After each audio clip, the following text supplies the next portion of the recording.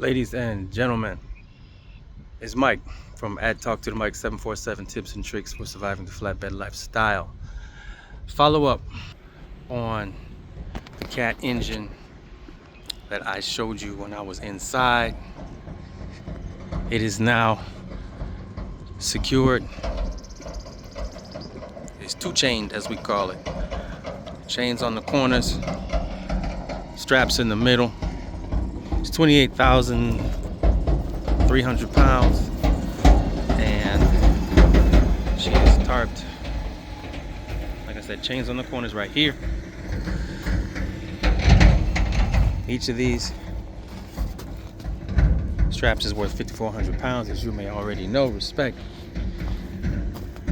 I got that 2-inch ratchet going around the middle or the bottom to make sure my tarp stays down. And a lot of worker ants that I like to call rubber bungees.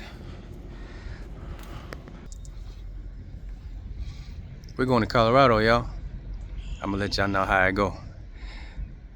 Like, share, subscribe, and please hit the bell. I appreciate y'all. Be safe.